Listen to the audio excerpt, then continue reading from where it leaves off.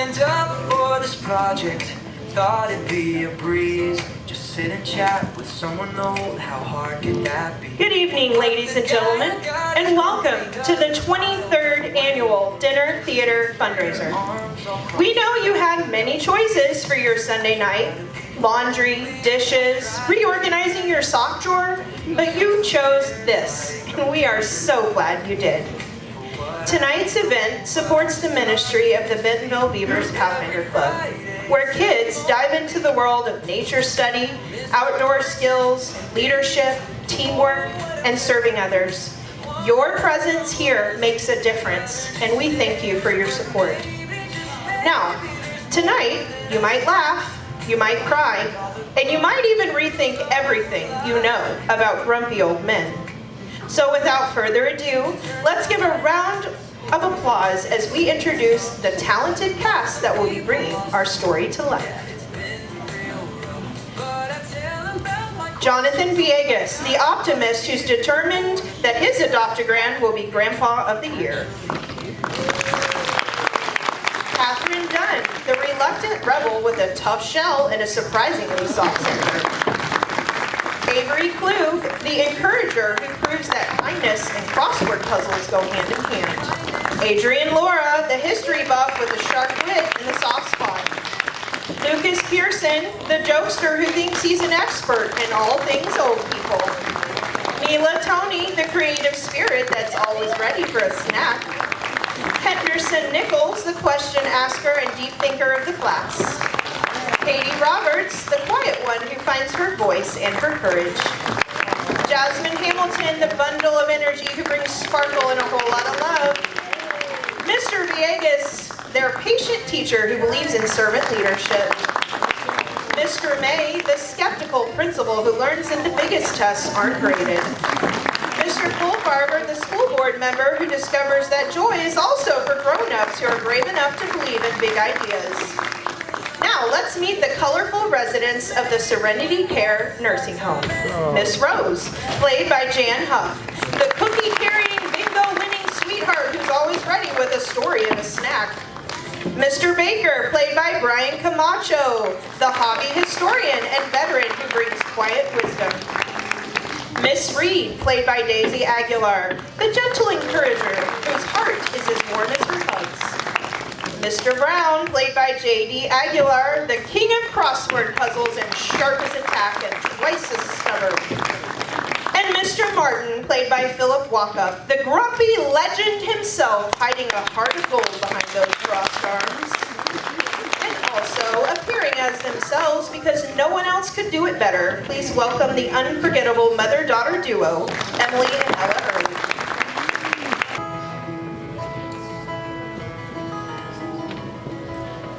Do you ever just stop and wonder, who decides school starts this early?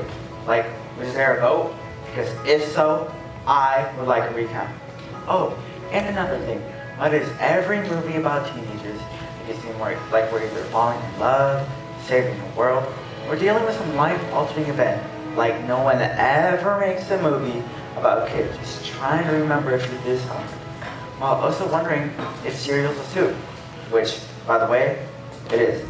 It's cold soup. Anyways, life's fine, I guess. Same old, same old.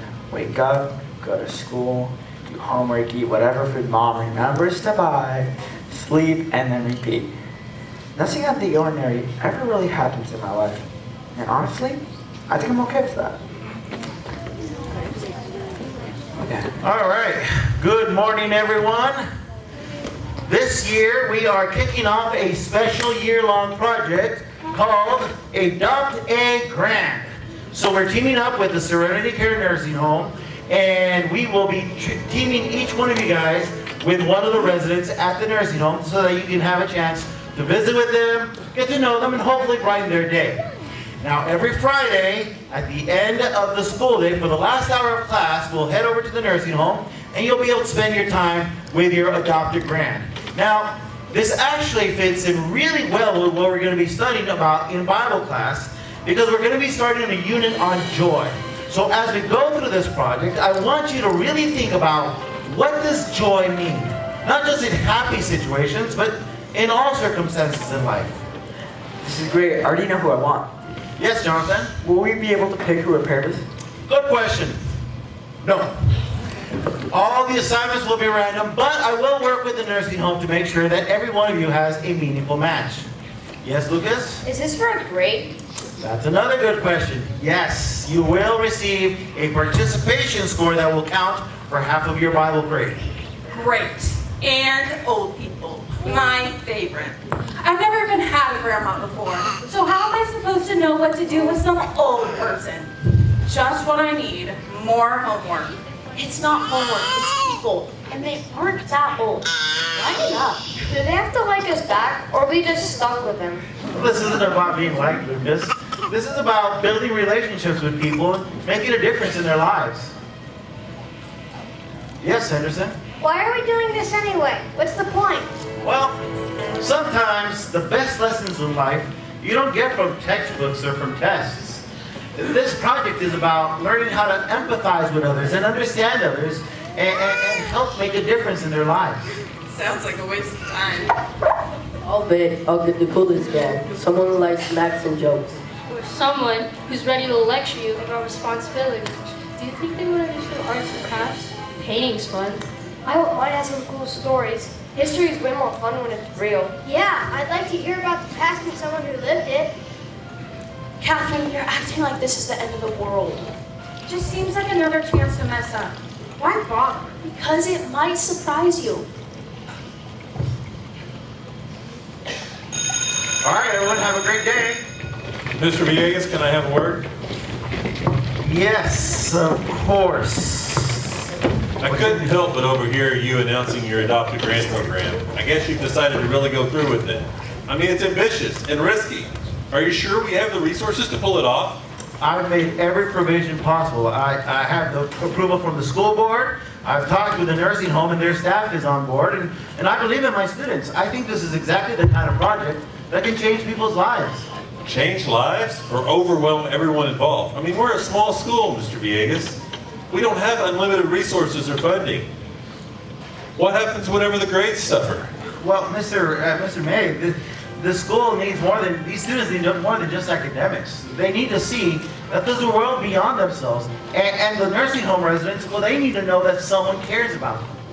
But what happens when one of our kids drops the ball? Or one of the residents gets too attached to one of our kids?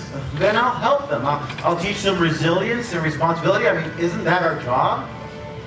Fine, but if I get any calls from upset parents about this, I'm sending them to you for an explanation. All right, everyone, let's settle down. I have your resident pairings right here. Now, I know that some of you are hoping for an easy match, but please remember, this isn't about choosing what's comfortable. This is about stepping out of our comfort zones and seeing what it is that God wants to teach us through this experience. So I know that some of these parents might not make sense, but trust me, there is a reason for all of them. Stepping out of our comfort zone? That sounds like a lot of work. I just hope my parent likes snacks. You know, like peanut butter and jelly, chips and salsa. Me and snacks, we're a pair. Jonathan, you have Mr. Martin. Wait, Mr. Martin? Are you serious? Isn't he the guy who's always angry and never talks to anyone? I heard he scares people off just by looking at him. I know he has his quirks, but I think you'll find them interesting. Translation: prepare for misery. Catherine, you have Miss Jan Rose. Catherine, you're so lucky. Miss Rose is the sweetest old lady. You know, when I went to Sabbath school last Sabbath, she would not stop talking the whole time I visited her. Of course I get chatty Cathy. Just my luck. You want to trade? There'll be no trading, ladies. Yes, sir. Come on, don't be like that. You know, she might surprise you. Oh, I can't wait to bond over knitting tips and cookie recipes. Henderson, you have Mr. Lee. Yes, I have Mr. Lee. I hope he has cool stories. If not, we can trade. I love hearing more stories. Lucas. Just kidding, Mr. Lee. Mila, you have Mrs. Thornton. Mrs. Thornton, I hope she loves art and snacks. Adrian, you have Mrs. hold on there. You have Mrs. Dunlap. You have Mrs. Dunlap. Called it. Miss Dunlap already promised me cookies last month when I was there with my Sabbath school class. This is going to be a sin. Remember, this isn't about what you get. This is about what you give. Many of these residents don't have regular visitors, so this is an opportunity to make a difference in their lives. So no backing out, huh? No backing out, Jonathan. This is about commitment, but trust me, it will be worth it. Now, I'm not going to read all the names here, but I do have on these little envelopes here all the names for each one of you and their room numbers. And also their room numbers at the care center.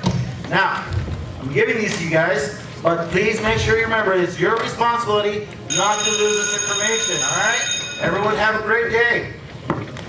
It doesn't sound so bad now, does it? We get to leave school early every Friday. You know, one less hour. That sounds pretty good to me. Honestly, I can't think of a worse way to spend our Friday afternoons. I'd rather just sit here at my desk and do some worksheet that requires zero effort. Maybe I'll just put my AirPod in and listen to some music while Miss Rose tells me her whole life story. Like you said, I wouldn't be able to get a word in anyway. You nervous, Jonathan? Me? No. You know my motto, Mr. Villegas. Be happy and you'll be happy. That's the right attitude, Jonathan. Remember, even the hardest hearts can be softened with a little patience and love. Watch it! You bumped into me. Oh, please tell me you're not still on with this positivity mumbo jumbo. A good spirit has kindness, but a crushed spirit dries up the bones. Were you not listening during Bible class? Mr. Villegas says you're a good Christian woman with a cheerful heart. And we all know that Catherine does not have a cheerful heart. What are you, some kind of walking Bible? And do you think you can be happy all the time? Why not? If that's what it takes to be a good Christian, I could do that for God. Oh, I can't wait to see how this turns out. You know that Lucas told me that last month when he was there, Mr. Martin wouldn't even let him in the door. I can't wait to see how long this positivity lasts you.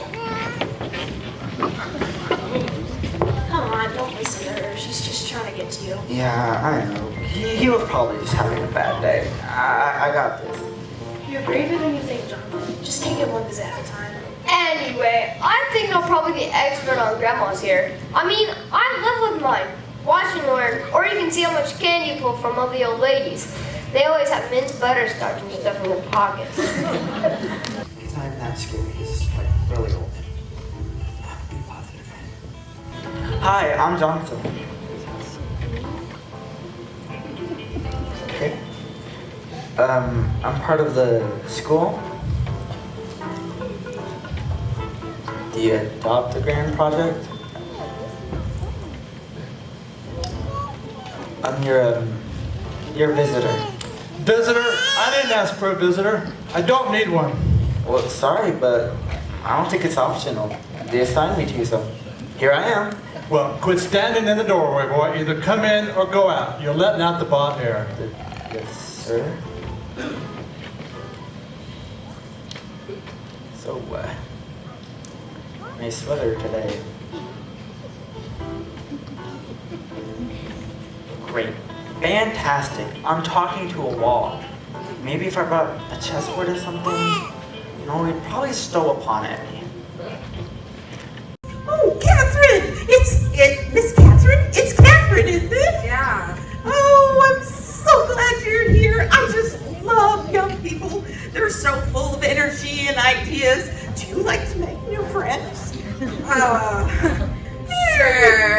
Oh, let's go. Now, Miss Catherine, tell me all about yourself. Well, I guess Do you have a favorite subject in school? I really like to do... Do you like music?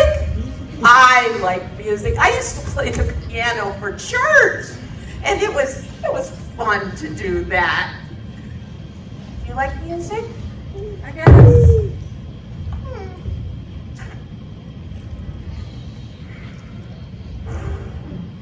Do you play an instrument? No. I never really stayed anywhere long enough. Well, that's okay, dear. We all each have our talents. Maybe you're destined to be a writer or a painter. Did you know I used to paint? I used to paint, it was oils. And I loved it. In fact, I've got one of my paintings on the front of a magazine, don't you know? It was great. Yes. So, do you paint? No, not really. Well, let me see your hands. Oh, I'd prefer if you didn't. Well, they look like a painter's hands. Why, I had a friend once that told me she was a musician, don't you know? She played an instrument.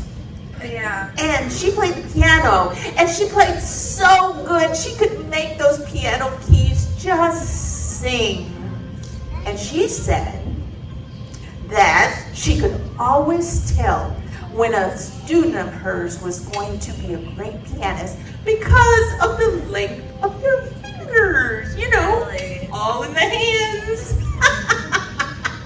And for painting, you know, all in the hands. Wow. So, nice weather today. Okay. I saw some other people playing chess. Do you like chess? Good to know. Great. Is this your family? That is none of your business. Sorry, I didn't mean to offend you. It's a nice photo. That picture's just a bunch of memories I'd rather not bring up, least of all with you, kid. You really don't take a hint, do you? Not really. My teacher says I'm persistent. I thought that would come in handy here. Sit down, boy. If you're going to be here, you might as well not stand around like a lost puppy. So, what's the most interesting thing you've done? Well, I guess I was just wondering, how long have you lived here? I see. You know, your room is pretty sweet. The big window must let in a lot of, I don't know, natural light. I don't do small talk. Did you want me to read this to you? Read it to yourself, boy. Wow, thanks.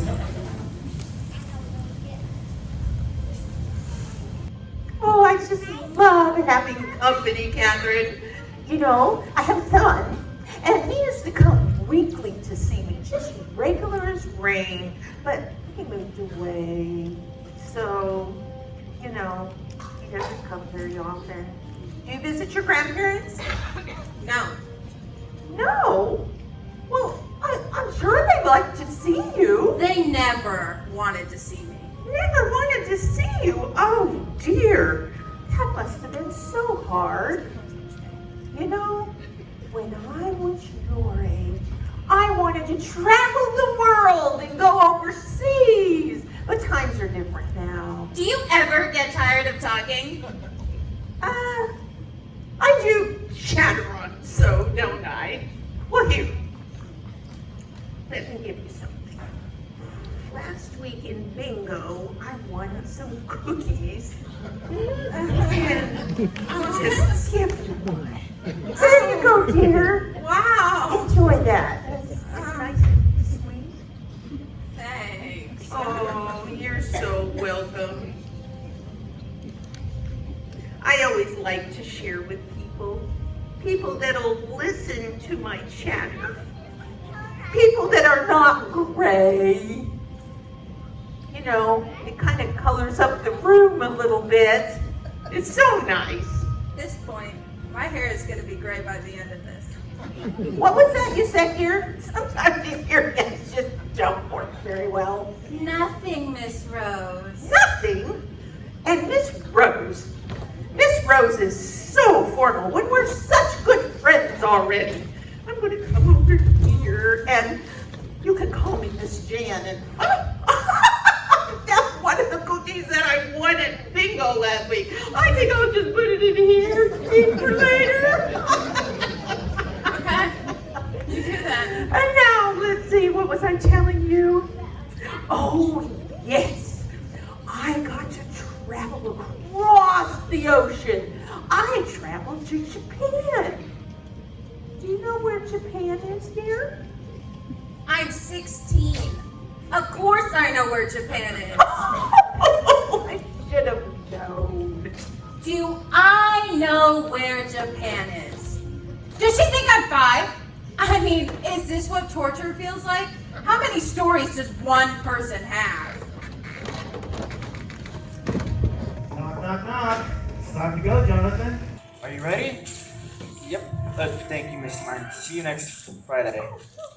Are you gonna give me back my newspaper, or are you planning to steal it from me? Oh, no, sir. I wouldn't dream of stealing your take the newspaper. It's all right, Jonathan. Don't panic. Mr. Marty's just kidding you. How's it going, Marty? Have a good evening. Oh, hey Catherine, how did it go? Isn't Miss Rose so sweet? Sweet? She does not stop talking.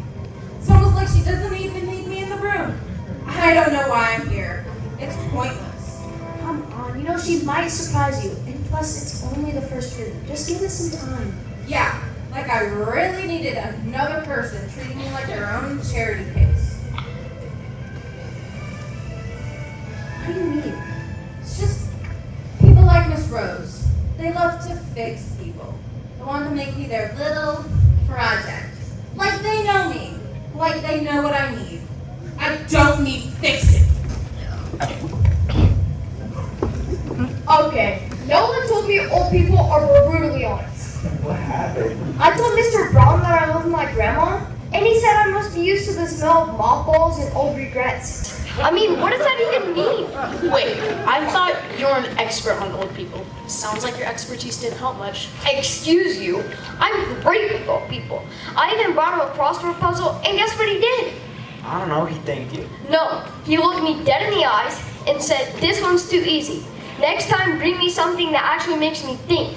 And then handed it back to me like I was some disappointing waiter. I guess, Lucas, next time you're going to have to bring in something a little bit more challenging. Next time, I barely survived this one. Hey, Mr. Martin. So, it's Friday again. Yeah, so? You know, your room is pretty cool. Well, there's not anything in here, but in a good way. You have everything you need.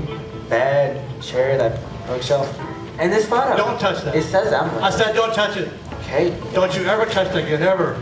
Gee, you dropped it, sir. It must have slipped. No, I didn't drop it. So, do you like to read? Used to. Ooh, what kind of books? 4 stories. History.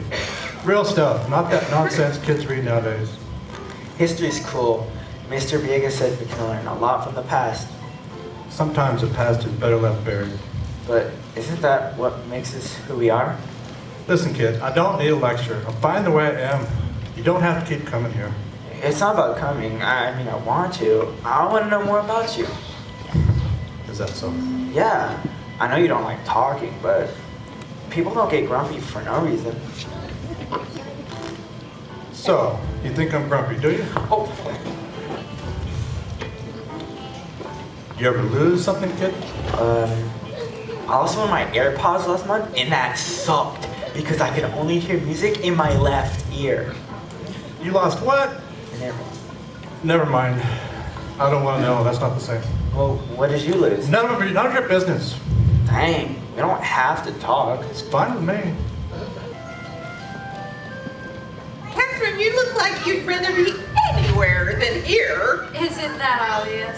Well, just a little. You do remind me of me, though. What do you mean? Well, I think you're mad at somebody or something. I'm not really sure which, but I'm not going to make you tell me. But just remind me of me. You are the last person I would describe as mad. And wait a minute, I'm not mad. Oh, whatever you say, dear. You know, there was a time not too long ago when I thought the world didn't have anything left for me. It was when I lost my husband. That kind of grief can swallow you whole if you let it. I didn't know that. Yeah. Most people don't. They see an old lady smiling, and they think that's the way she's always been. But I'll tell you, I had to choose joy every day. I had to choose to keep going. The hard part is in the choosing. Hi, Catherine. Miss Rose. Oh, well, hi! Mr. Villegas sent us to get you. It's time to go. Oh, well, sit down a minute. Sit. Oh, sit down a minute. I'm so glad you're here. I'm glad for the company. Just a minute here. I have something for you. Here. I won these at Bingo last week. And I think that's a clean one. Okay, here you go. Catherine, would you like another? No. Okay. No. So, who did you girls visit today? I get to visit Mr. Baker. Oh, Mr. Baker. And I visited Mrs. Thornton. And Miss Thornton. Oh, and how is that going? You know, differently than I expected. Oh, really? Yeah, I finally got him to smile today. Took me a couple tries, but I count that as a big win. Really? What did you do? Nothing special, really. I just kept on showing up. Today I brought him a puzzle book. Turns out he really likes crosswords. Crossword puzzles. Small kindnesses go a long way, my dear. You know, you always know just what to say. I really admire you for that. Oh, well, thank you. I've just been around long enough to see what matters and to know the right person to listen to my chatter. Speaking of small kindnesses, Mrs. Thornton gave me a whole bag of butterscotch candies. Either she really likes me or she's trying to sweeten me up for something. Oh, enjoy. Guys, I'm serious. The second I touched that photo, Mr. Martin nearly exploded. He snatched it away like it was some kind of top secret government op. And guess what? It had a name on it. Emily. Ooh, mysterious. Who do you think she is? Secret spy? Wanna watch Treasure Hunter? Come on, be reasonable. There has to be some sort of logical explanation. Catherine, you're always saying how you're some sort of secret investigator. What do you think we can do to figure out who Emily is? Lucky for you all, I know exactly how to dig up dirt on people. Give me a second. What if Mr. Martin is an ex-crime boss and Emily is his long-lost heir? Or a partner in crime. Maybe she's in hiding. Or she's an old girlfriend, or a long-lost twin sister. Imagine if they were separated at birth and she came back looking for him, and that's why he doesn't want to talk about her. Oh, what if he's actually a retired superhero and Emily was his sidekick who vanished mysteriously?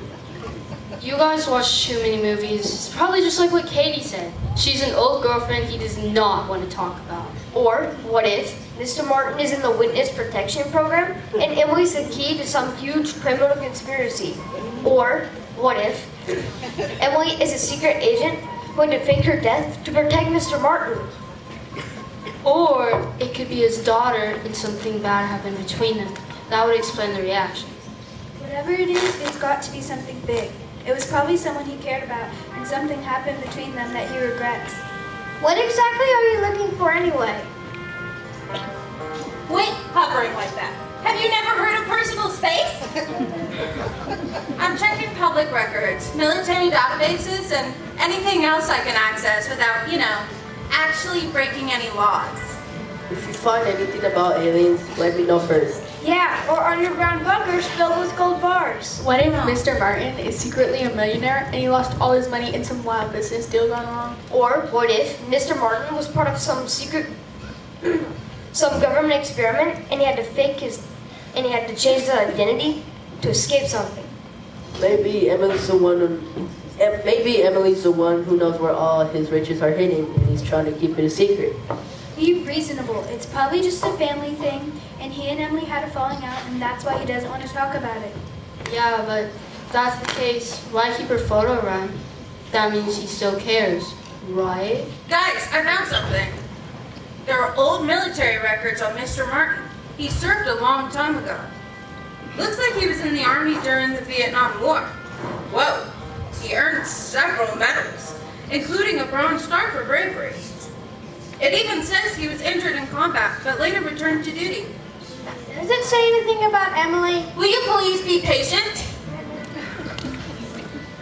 It says here that after his military service, Mr. Martin worked as a mechanic, but before that, he spent some time training new recruits.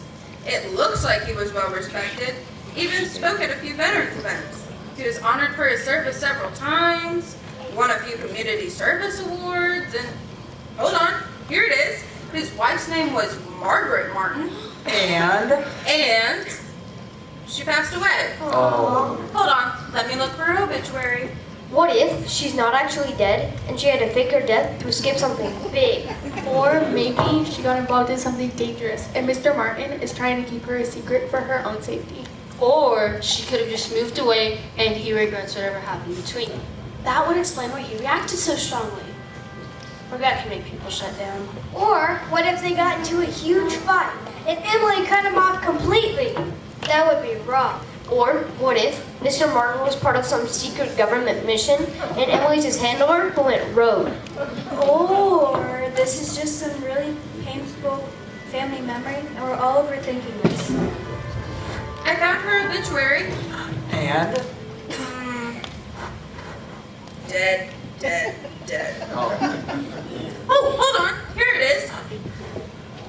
Margaret Martin had a daughter. Her name is Emily. Whoa, I was right. You all should have listened to me. So Emily was Mr. Martin's daughter. That explains a lot. But also doesn't. Why would he react that way just at the mention of her name? Class, I just got off the phone with the nursing home that we visit. They called to give me a couple of updates. So, apparently, Mrs. Hubbard's family has taken her home to live with them in another state. But Miss Hubbard was assigned to me. Does that mean I won't ever see her again? Unfortunately, it seems that way. Her family came and picked her up yesterday. But, I mean, we didn't even finish the puzzle we were working on. I didn't get to say goodbye. You have a very big heart, Katie. Mrs. Hubbard was lucky that she had a chance to get to know you these last few weeks. Moving forward, whenever you're ready, we'll assign you to a new resident who will be just as lucky to have you as Mrs. Hubbard was. And don't worry about your grade. And Jonathan, they also passed along the message that Mr. Martin... Mr. Martin hasn't moved away too. I mean, I just started to know the guy. Yeah, and I just did a lot of work helping Jonathan with that. No, he's not moving away. Mr. Martin had a fall. Now, he didn't break anything, so it's not serious, but he is going to be on bed rest for a few weeks, so you'll have to keep that in mind when you go see him this week. Thank goodness. I mean, not about the fall, but he's not moving away. I mean, I just found out who Emily was. Emily? Emily is Mr. Martin's long-lost daughter. Him and her had a falling out, and she cut him off completely. Then Mr. Martin went into the Women's Protection Program.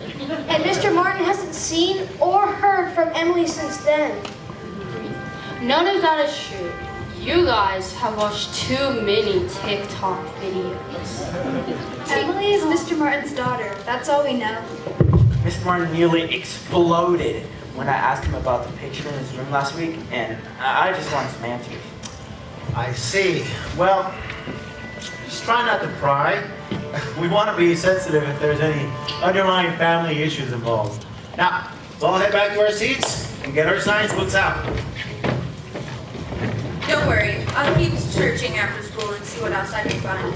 Okay, but remember what Mr. Bianchi says. We have to be sensitive. Yeah, totally. I heard about your fall. Are you okay?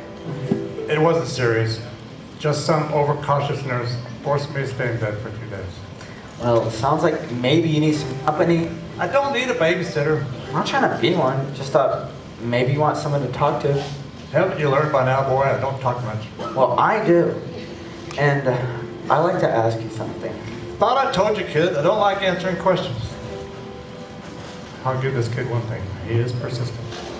I'd like to ask you about your daughter, Emily. You've been digging where you don't belong, haven't you? You kids think you can just poke around someone's life like it's a game? Well, it's just that we found some old records that talked about your wife, Margaret, and your daughter, Emily. The name doesn't belong in my life anymore. Let it go. I mean, maybe, but pretending she doesn't exist doesn't make the pain go away. You kept your photo. That has to mean something. It means nothing. The past is the past. Maybe, or maybe you still want to face it.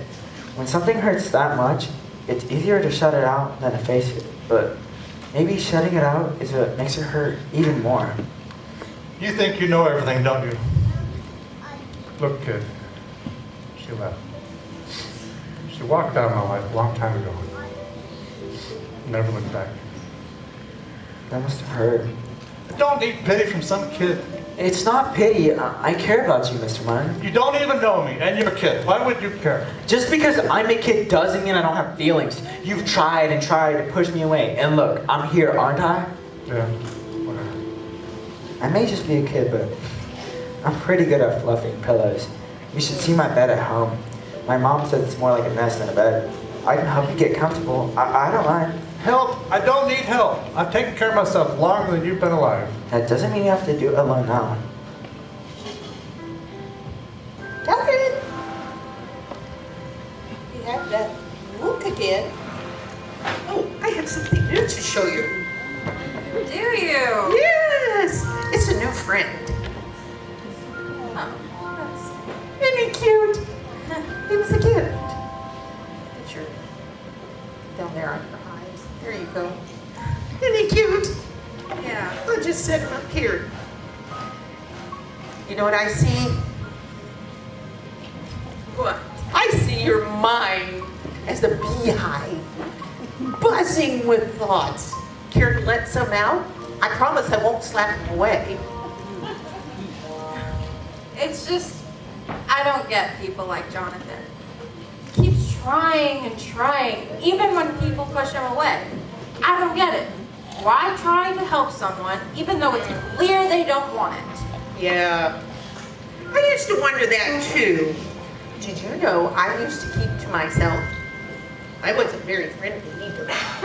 Yep. But you know what I learned? I learned that pushing people away isn't so much about wanting to be alone as it is not knowing how to let people in. But I mean, it's easier to act like you don't care than to risk being disappointed. Maybe easier, but not better. People aren't meant to go through life on their own, no matter how tough they think they are. I know. It's just trusting people, that's hard. Every time I think I can, something happens and I don't know. It is hard. There's no sense pretending it's not, but that doesn't mean it's not worth trying. And you know, you don't have to trust everybody all at once. You start with one person, one step at a time. That's it. Thanks, Miss Rose. I'll think about it. Oh, okay. Well, thinking is a good start. That's where all big things begin. You really are stubborn, kid. I get that a lot. What was she like, Emily?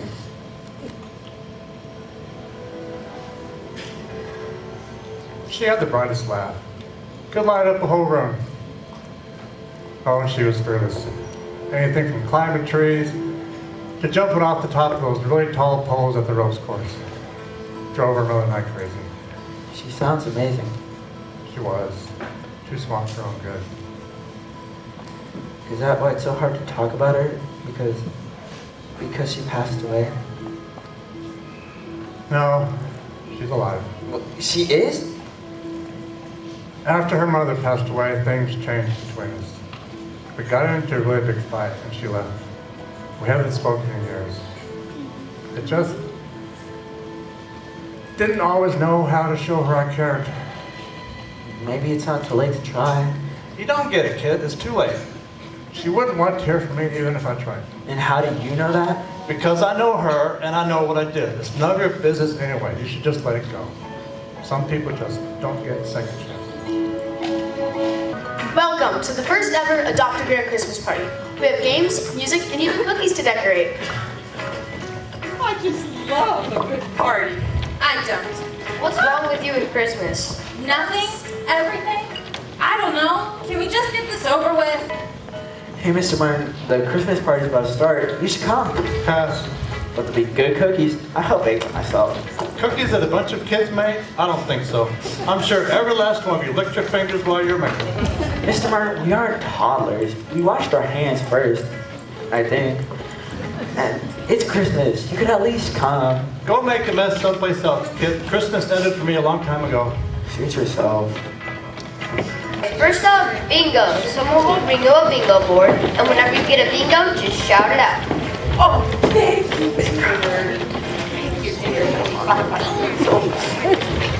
All right, I'm gonna draw the first 5 numbers.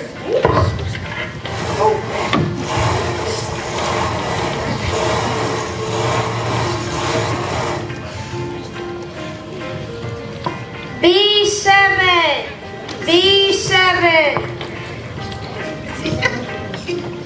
I30, I30,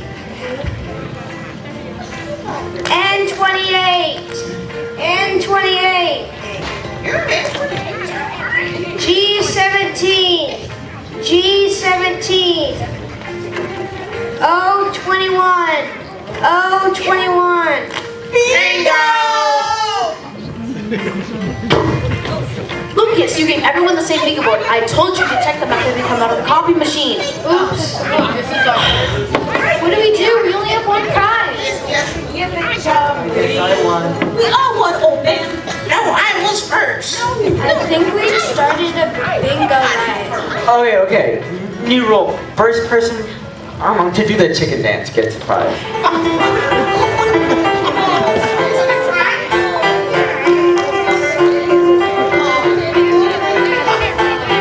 Okay, let's give a round of applause to Mr. Brown. Okay, moving on. Quick meal at the piano. Alright guys, we're gonna sing some Christmas songs. We'll have papers with some words on them.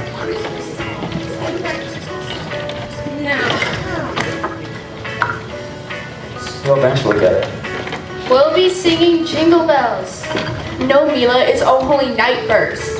No, it's Jingle Bells. I didn't practice Oh Holy Night. But we just handed out the words to Oh Holy Night. Fine, everyone knows the words to Jingle Bells anyways, just sing. Okay, what do we say? All right, everyone, let's sing. Jingle bells, jingle bells, jingle.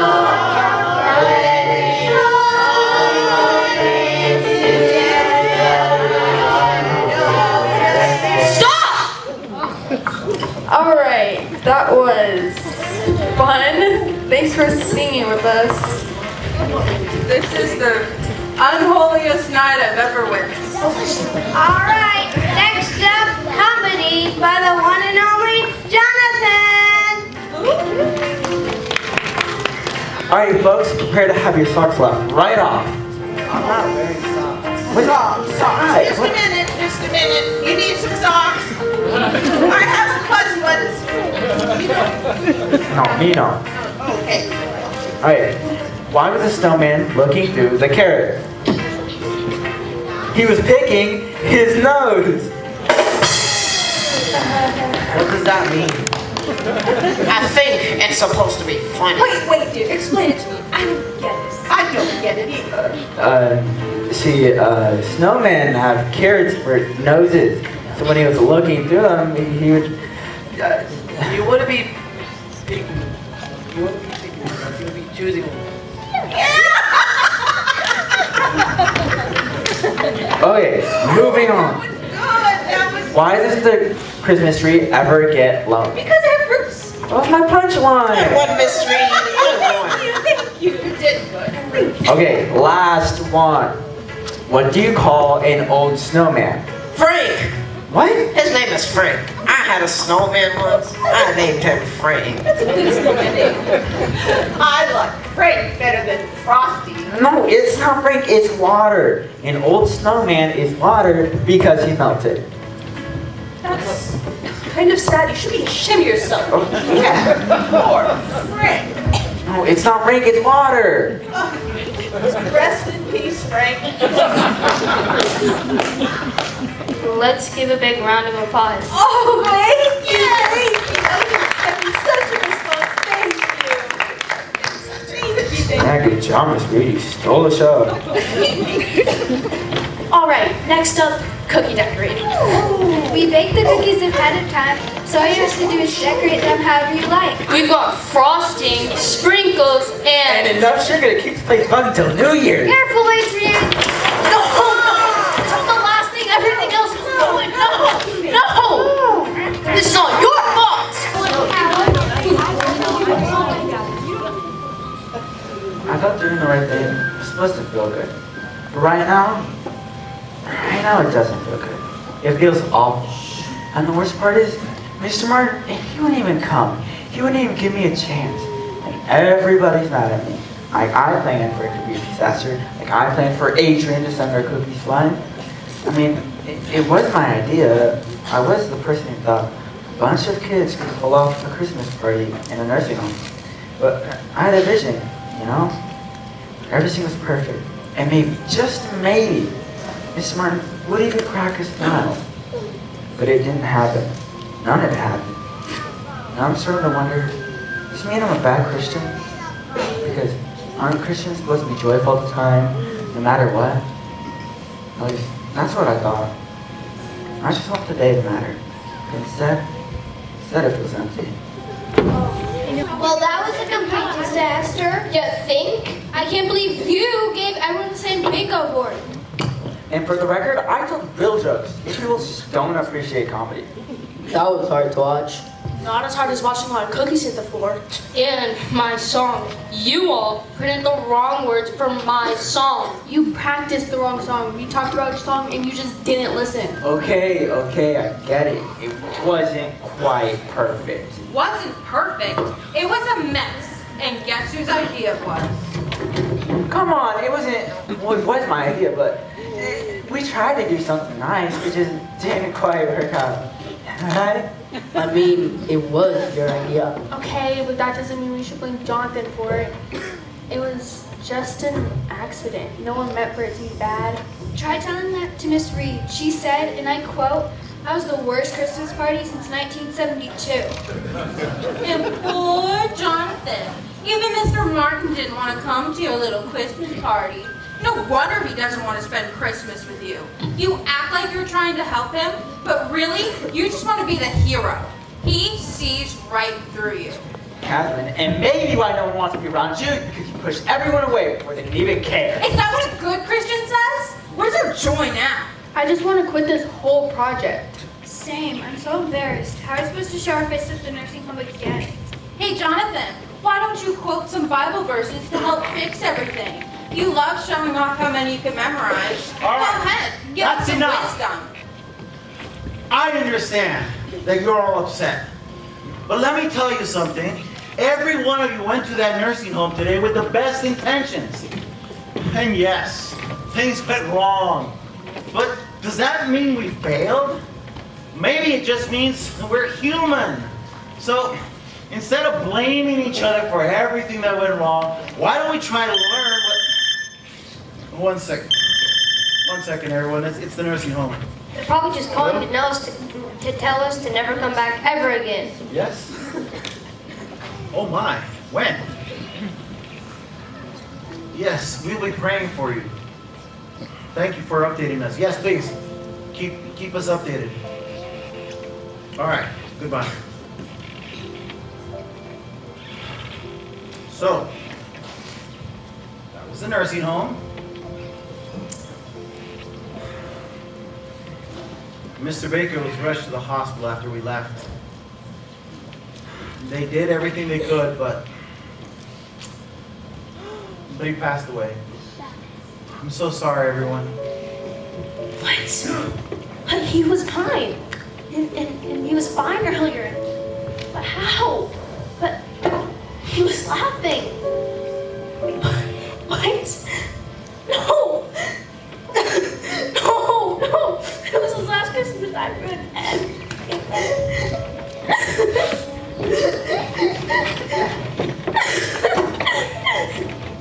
This is exactly why I don't get attached to people.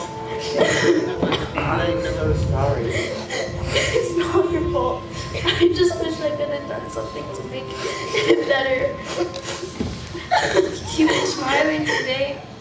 Even if everything didn't go perfectly, you're so there for me. I was just happy to have you by his side.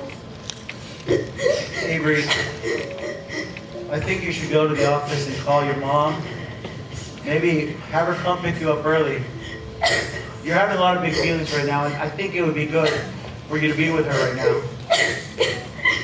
Yes, Mr. Hughes. Thank you.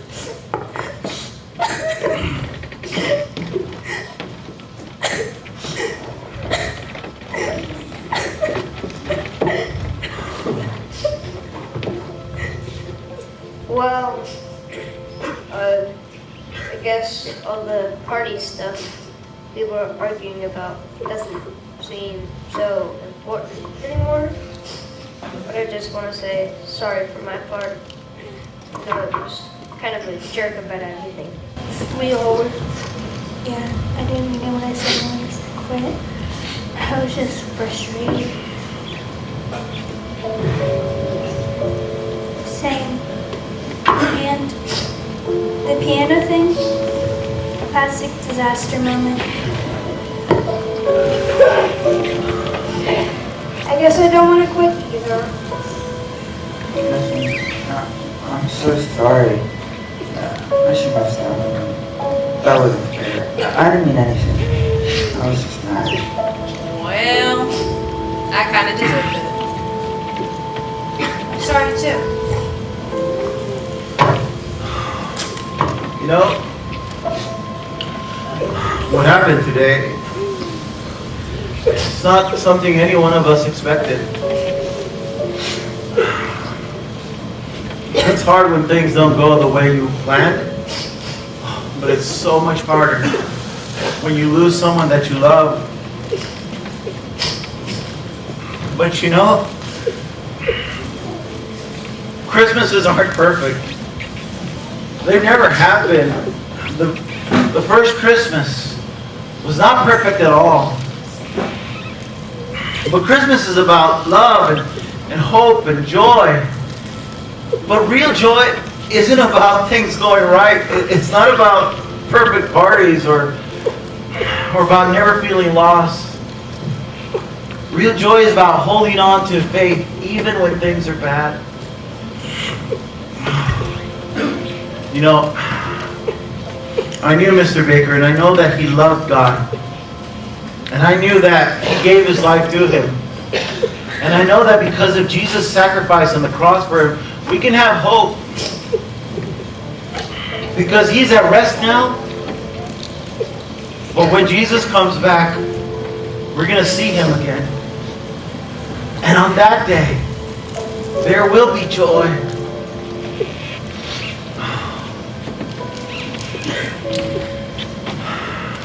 I know that we're all having big feelings right now. I want to make sure, please, when you go home, please make sure you talk to your parents. They can be kind of good at helping us out in these kinds of circumstances.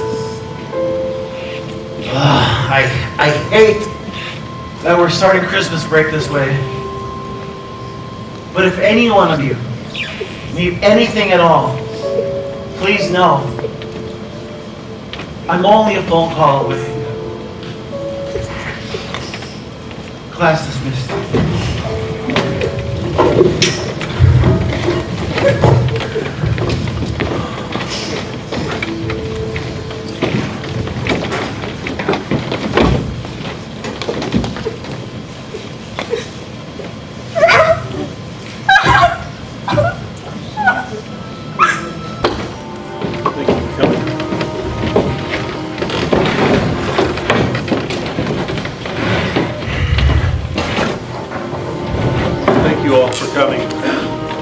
I know it's Christmas break, but this issue just really couldn't wait. To be respectful of everybody's time, I think we should jump right into the matter. Mr. Villegas, while I know we've put a lot of time and effort into this Adopt a Grant program, I think we have to question whether it's benefiting the students. I think of the verse from Proverbs that says, train up a child in the way he should go, and when he's old, he won't depart from it. You know, we quote that verse all the time in these meetings. Well, this project is doing just that. We're training our children about about responsibility and service and kindness. They're not just memorizing verses, they're living them. I understand that, Mr. Villegas, but my Katie was devastated when her resident just moved away, and she didn't even get to say goodbye. I wonder what the emotional toll that is being put on our children. I hear you, Mr. Coalfarmer, but I see it differently. In our house, we try to live by Matthew 25. Whatever you did for the least of one of these brothers and sisters of mine, you did for me. My son Lucas talks non-stop about this project. He's learned so much from these residents, especially since his own grandmother was with us. It's made him appreciate her in a whole new way. Appreciate? Want to know what my daughter appreciates? Not crying herself to sleep every night. Here I am comforting my child, and it isn't someone from our family. I didn't even know this man. Mr. Baker? Yes, Mr. Baker. Now my daughter is heartbroken. That's kind of how I feel about our Katie. I agree. Our primary concern should be the students' well-being. And, you know, we need to be concerned about the academics. This school cannot afford a test drop. My wife and I put Katie in this school because of the smaller class sizes, and we expect individual instruction, not, field trips to nursing homes. Oh no, not test scores again. Yes, test scores again. This school has a reputation to uphold. Exactly. If we keep this up, the only test scores we'll be measuring are the kids' mental health. You're all acting as if this project is ruining their lives, but it's not. It's giving them experiences, real, meaningful experiences. This is why I became a teacher. Not to turn out students who can pass tests, but to help shape good, compassionate people. If we don't give these kids real-world experiences now, here, in a safe and controlled environment, then when? When they grow up, they're going to be stuck in their own little bubbles, too scared to care about anyone else outside of themselves. So, if you don't want a teacher who cares more about students than about grades, if you don't want a teacher who's willing to push these kids to think beyond themselves, then maybe you need to find a new teacher. Calm down, Mr. Villegas. No one's looking to replace you over this Adopt a Grant program. Good. Well, maybe. If there was some way that we could, track the kids, maybe if there was a safeguard in place where we could measure the kids that were struggling academically and emotionally, then maybe we could keep going. I will personally make sure that every student has all the resources that they need. And I'll track their academic progress and make sure their grades don't suffer. And what happens whenever the grades do drop? We reconsider. What if the emotional struggling is occurring? We reconsider. And if the scores stay steady and the kids keep benefiting, then we let it be? Fine. We continue with the program on 2 conditions. 1, test scores cannot drop. And 2, the kids' mental health doesn't deteriorate. Can't say I'm happy about this, but I also can't say that we've been seeing Avery improve. But if I have to comfort another grieving child over this, I will be in contact with the superintendent. I understand. And thank you. I promise you won't regret this. I already regret sitting through this meeting. I second the vote to adjourn. There isn't a motion on the table. Exactly. Will you please focus? I'm sorry, what was that? Have you not been listening to a word I've been saying? My history grade is in the toilet. I have to do good on this project or I'm going to be in big trouble with my foster mom. I'm sorry, I just can't stop thinking about Mr. Martin and his daughter, Emily. I thought a lot about it over Christmas break. Mr. Martin's bitterness. What if it's because of Emily? His daughter, the one in the picture of the room? Yeah. What if he's grumpy because he doesn't have a family? What is your deal with family? Give it a rest already. He obviously wanted you to drop it. Family isn't the key to everything. Take it from someone who knows what it's like not to have a family. What are you talking about? Family is vital. But if anyone does not provide for the relatives or members of their household, they are worse than an unbeliever. 1 Timothy 5:8. Here you go with the Bible verses again. Just because you don't have a family doesn't mean it's not important. Excuse me? Oh, what I meant was family is more than blood, like your pasta mom. She's pretty cool. I guess. And like here at school, we're a big happy family. Okay, yeah, I get it. What was your point with all this again? Okay, hear me out.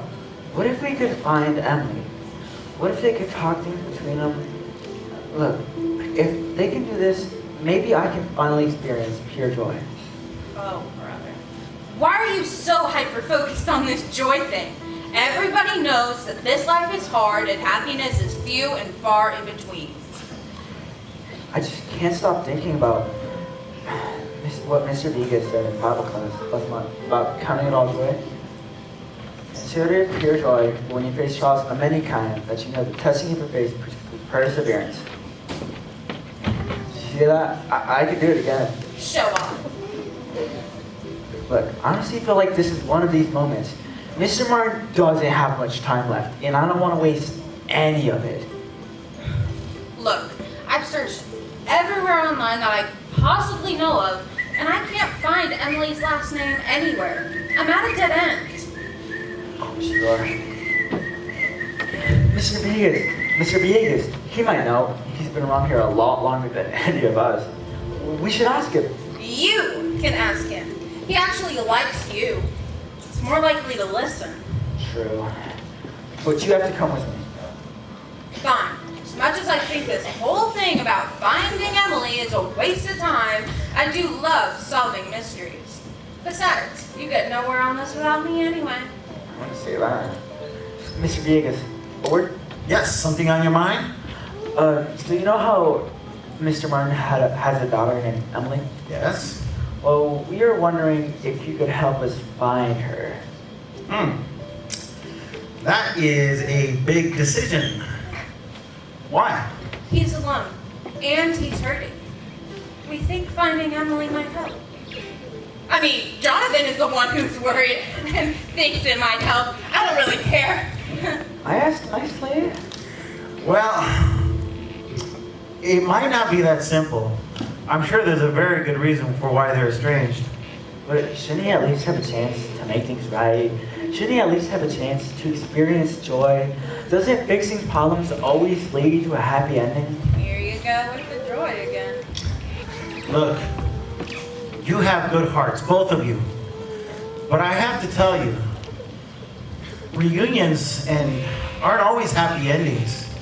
You know, sometimes the pain between two people runs deep. Let's say that we do find Emily. I mean, she may not even want to talk to him. Or she may want to talk to him, but old wounds just make things so much more complicated. Are you both sure that you're ready for that possibility? But if we could find her... Look, I have an idea. Let me make a phone call or two this afternoon, and I'll see what I can figure out. I'm not promising anything, but before you or I do anything else, don't you think it'd probably be a good idea if we pray about this? Yeah, for sure. Dear God, we ask you for your wisdom in this matter. If it is your will that Mr. Martin and Emily be reunited, then please open up the right doors. But if not, please close those doors and help us to be willing to accept whatever happens. Please give Jonathan and Catherine wisdom and guidance as they go forward in this matter. And we ask this in the name of Jesus. Amen. Amen. Thank you. That's all we ask. And Jonathan, one word of advice for you. Yeah? Make sure that this doesn't distract you from your other responsibilities, you know, your schoolwork. And also remember, real joy isn't about fixing other people's problems. It's about accepting whatever happens no matter what. Yes, I know. Thank you.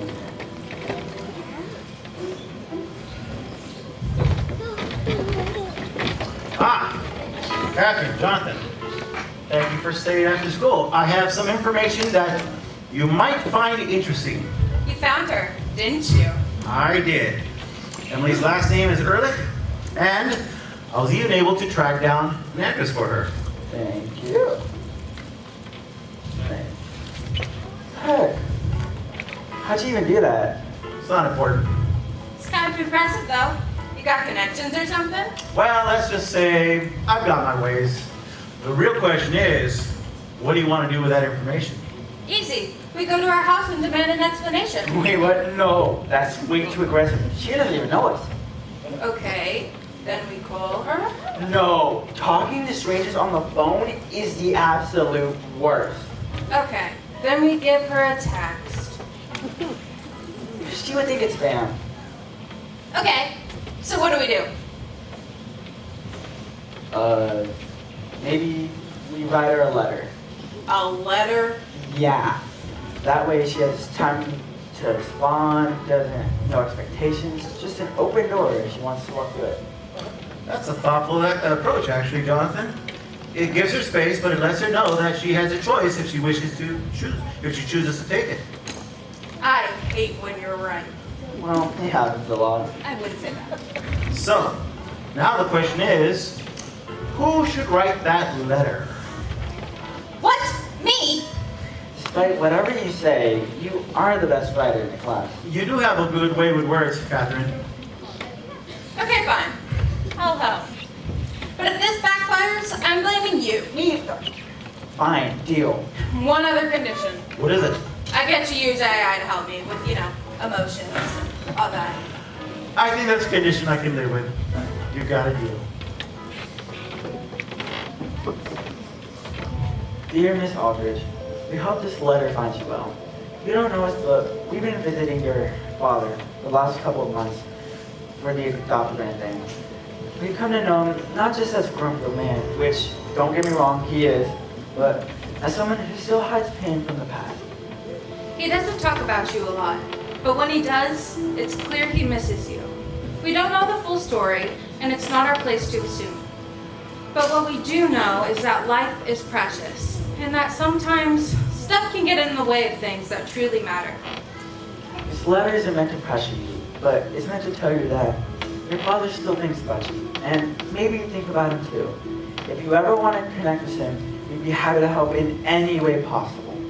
With kindness, Jonathan. Hey, put my name on there too. After all, I'm the one who wrote this letter. Fine. With kindness, Jonathan, and Catherine. Better. Hey, Miss Rose, I hope we're not interrupting anything. Oh, no. I just love company. Come on in, sit down. Now, what happened? Did Mr. Martin throw you out?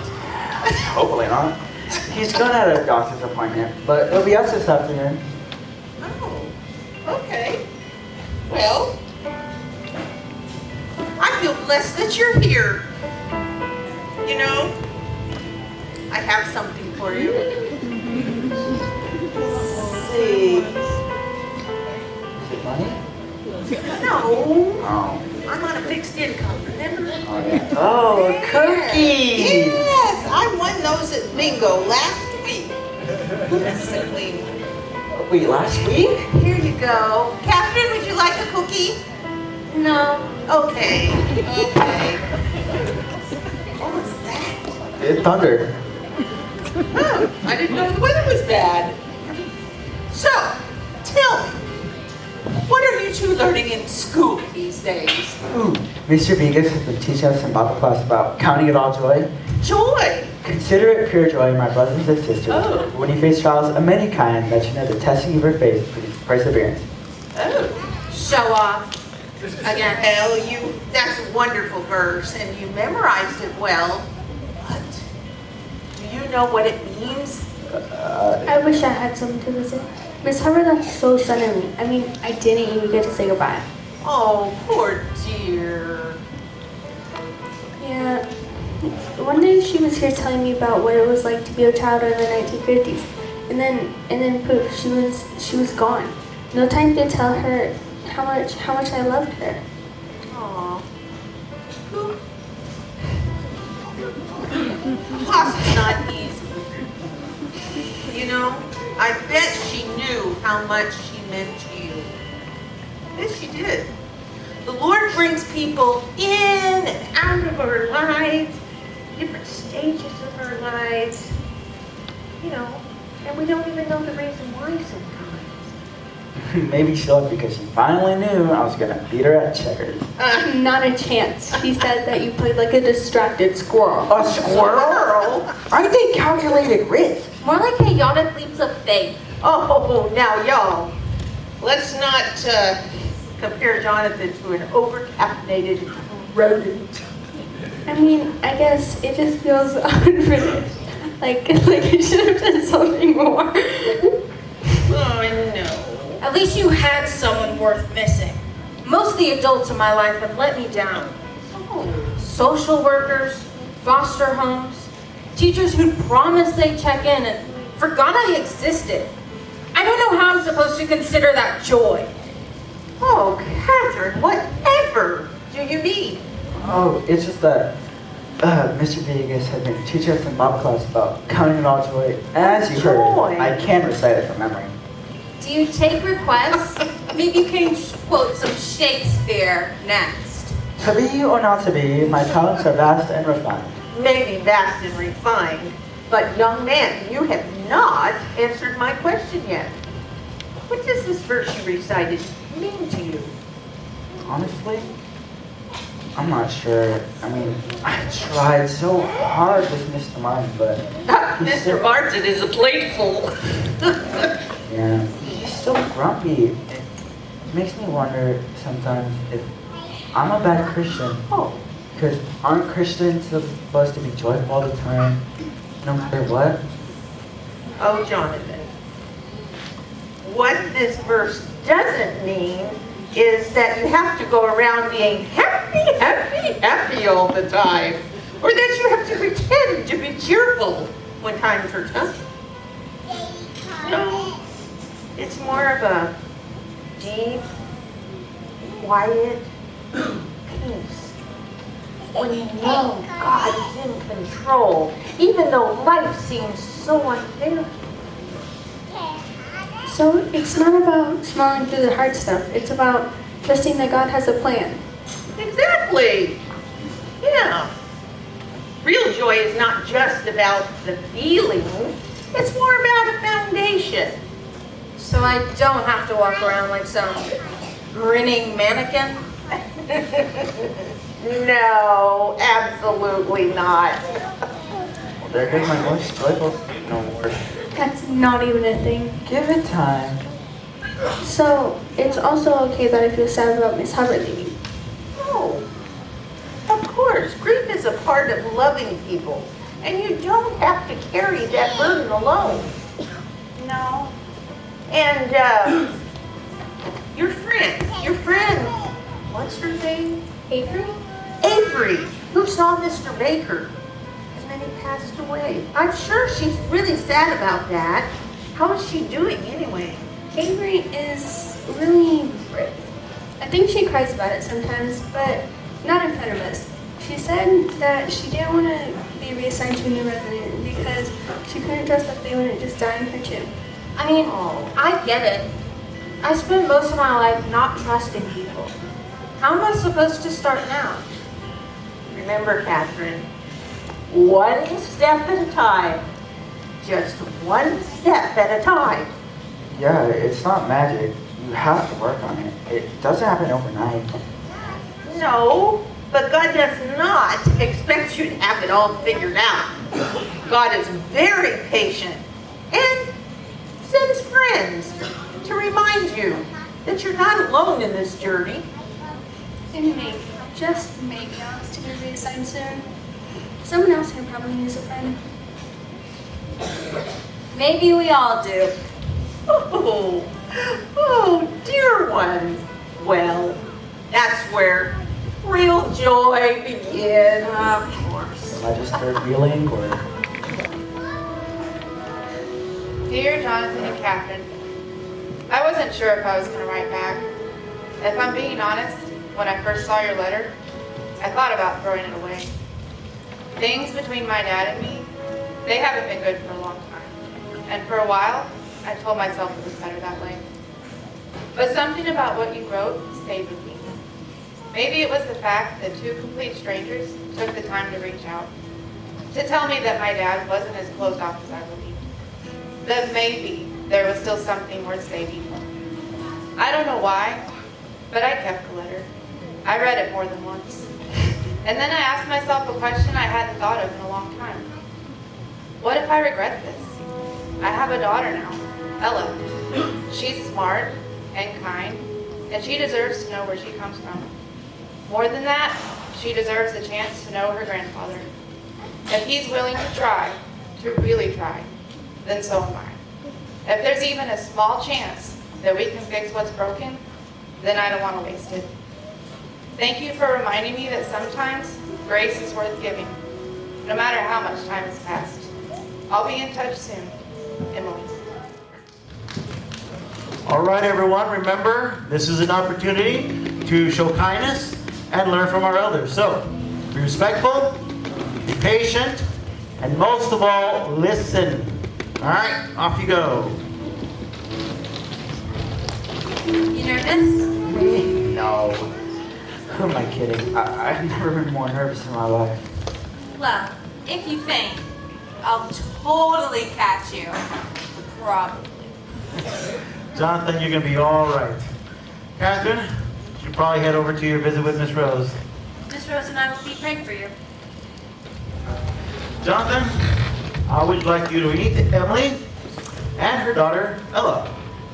You guys should probably know. He has no idea your guys are coming. I figured as much, but it's time. Well, I'd like to go in first because I have something super special. Something even Mr. Diegas doesn't know about. Oh, are you sure about this? Trust me. Bye. Took you long enough. Thought you'd never come back. Figured after I fell down, you just wrote me off to some crippled old man. Didn't even come see me last week. That's not true. I did come by last week, but you were at the doctor's. You stood me up. Now, no, that ain't right. You went to visit Ms. Rose instead. Only because you were gone. What did you want me to do? Sit around twiddling my thumbs? And Miss Rose did have better candy, but that's besides the point. Then why are you here now anyway? I don't have any snacks. Why are you so upset? I'm not upset. Oh, really? What's this whole grumpy old man routine? It's just another day, nothing special. Really? So you mean there's absolutely nothing special about today? Fine, it's my birthday. Happy now? Not that anyone cares. Actually, I care. And I already knew it was your birthday. You did? Yeah, and I got something super special birthday plan for you. Present? Why would anyone want to buy me a present? It's not like I have a room left to junk up with more trinkets. A trinket? Really? Think I'd buy you some cheap knick-knack? And there's plenty of room in here. A trinket might actually liven this place up a little. All right, kid, you win. Is that a smile? I think that's the first one I've seen. Well, enjoy it while you can, kid. I don't do it often. Honestly, seeing you smile is the best present I could ever get. Hold on now, it's my birthday. I should be the one getting presents. Fair enough. Your present's out on holiday. You can come in now. Okay, Mr. Mark, one extra special birthday present just for you. It's you. Hello, Dad. Emily. It's been a long time, Dad. Yeah, I guess so.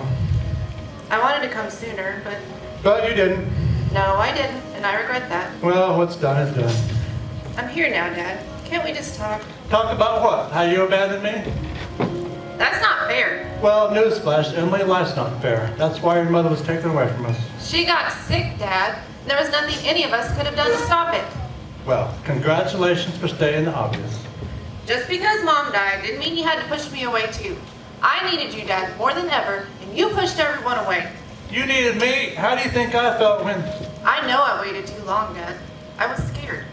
Scared of what exactly? Of being hurt all over again.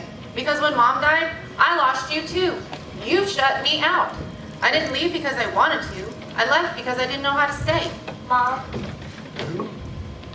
Who is this? Dad, this is Ella, your granddaughter. I've always wanted a grandpa.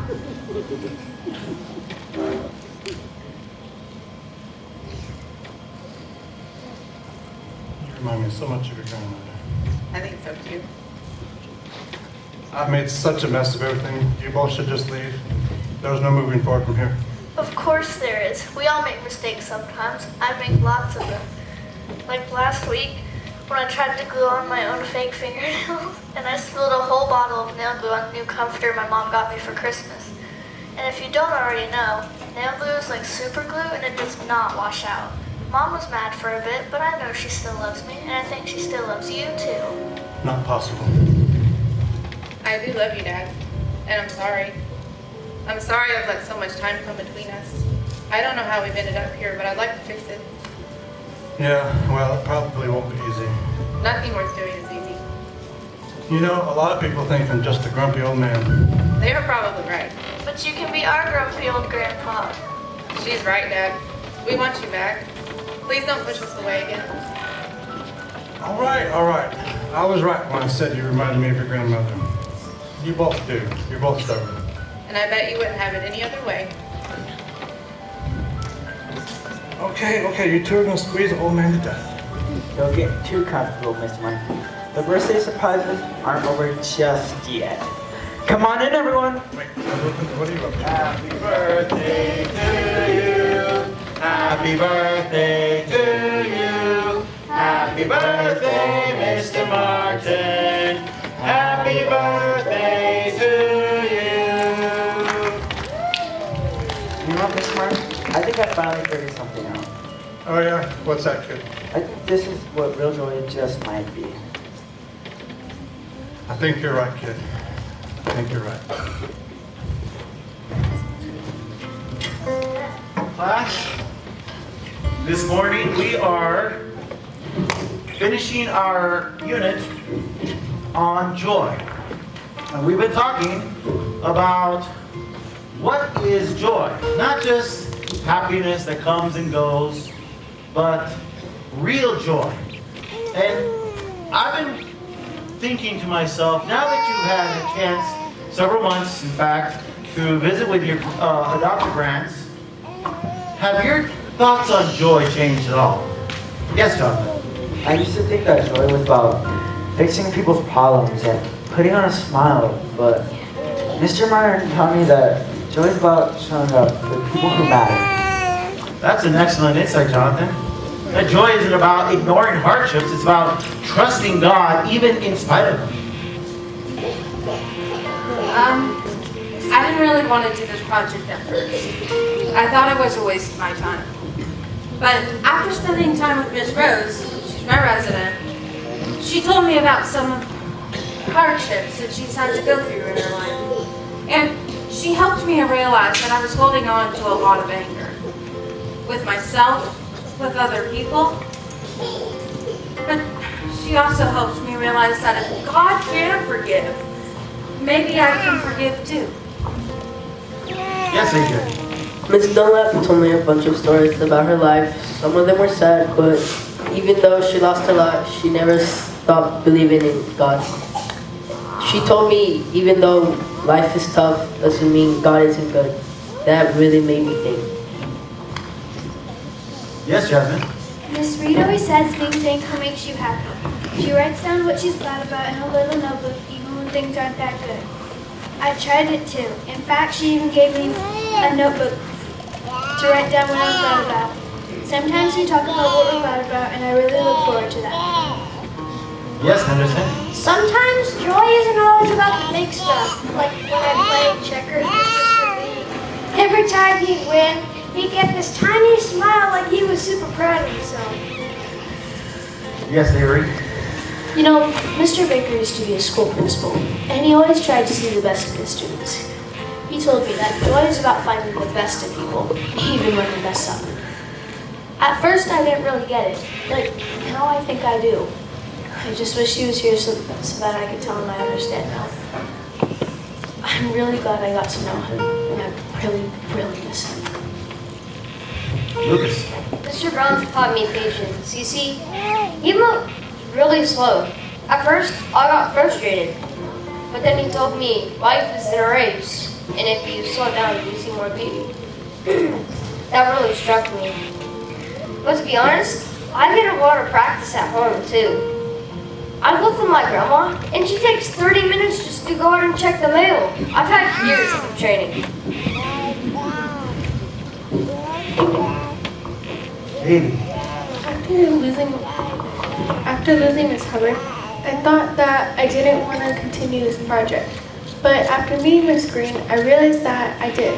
Miss Green doesn't talk much, but she smiles every time I read to her. Seeing her smile made me realize what joy really is. Yes, Neil. My resident, Mrs. Thornton, used to be an artist. She can't paint anymore because of her handshake, but she still loves colors. We'd flip through old art books and she'd tell me about them, like she was still making them in her head. She made me realize that even if we lose something, we can still find joy in what we have left. You know, you all have learned something very important about joy. And that's that joy isn't dependent on our circumstances. You know, Paul writes in Philippians chapter 4, verse 4, rejoice in the Lord always. And again I will say, rejoice. That's going to be our memory verse for this week. You know, I'm really glad we got to do this. At first, I thought we were helping them, but really, they helped us. I was telling my mom about everything, and now my little brother wants a grant too. She called yesterday, and he's getting a signed one. I'm still going to visit Mrs. Thornton. Yeah, my little sister wants one too. I'm gonna ask my mom as soon as school is over. You know, I never said I'd say this, but I asked my foster mom if I could continue seeing Miss Rose. Who would have thought these old people would have made such a difference in our lives? And that's why this is so important. You didn't just visit with these residents, you connected with them. You learned from them. You saw God's plan in action. You know, I think what you learned is worth sharing. You know, we have a board meeting next week. Would any of you be willing to come and present what you learned at the board meeting? I'd love to. Me too. Same. Oh, also. Great. Mr. Villegas, would you help the kids with the presentation and contact their parents about coming to the board meeting? Absolutely, Mr. May, and thank you. I have to admit, I wasn't sure this was really going to work. But you know, after hearing you guys' testimonies and what you guys got from what you learned from this experience, I think this is just the type of thing we should be teaching in school. I'll let board members know we have an extra special presentation next week for the board meeting. Thank you. Have a great class. You heard the man. Let's get to work, if that's okay with you. I can't think of a better idea. 500-page essay. Whoa, what happened here? A hurricane named Ella, that's what happened. Hey, it wasn't just me. Mom brought in some pictures and I thought Grandpa's room needed some color. He wasn't exactly thrilled about it at first. That's putting it lightly. Well, I think it looks amazing. And you're even dressed in real clothes? No more robes and slippers? Can you believe it? Real pants and everything. And I even remembered how to tie my shoes. It's been a long time, you know. Emily insisted. She said if I'm going to have visitors, I should look respectable. Do you think? I don't even know what's more surprising, the room makeover or you following directions. Watch it, kid, or you'll be cleaning up the closet next. I'd like to ask you something. We're presenting to the school board next week about the Dr. Grant project, and I was wondering if you and your family would like to come. School board, huh? What would I have to do, to give a speech or something? No, just be there, showing them this thing works, that it actually means something. Well, if Emily's willing to help get my old bones in the car, I guess I can manage. Thank you, that's awesome. Grandpa, that's great. Mom will be so happy. And maybe afterwards we can go out to a restaurant for dinner. Wouldn't that be fun, Grandpa? Dinner at a restaurant with you would be amazing. Just don't expect me to dress up fancy. I mean, I came in here expecting to see you in robes and slippers for the rest of eternity. Just showing up is enough. You really are persistent. Never did give up on me, did you? I guess I finally realized that real joy is about showing up for people who matter. Well, you matter too, kid. More than you know.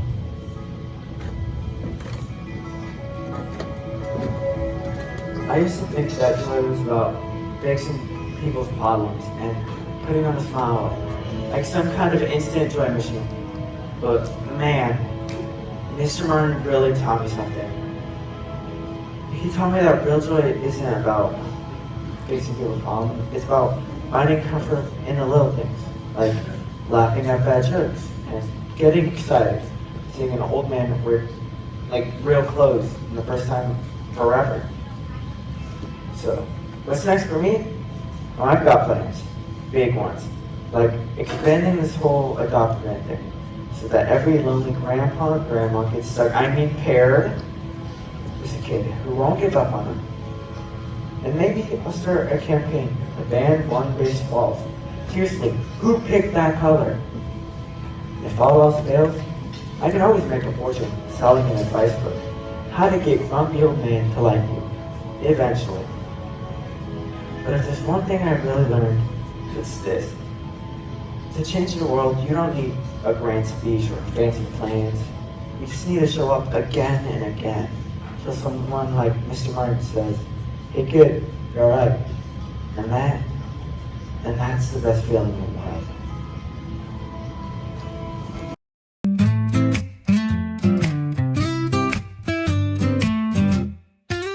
I signed up for this project, thought it'd be a breeze. Just sit and chat with someone old, how hard could that be?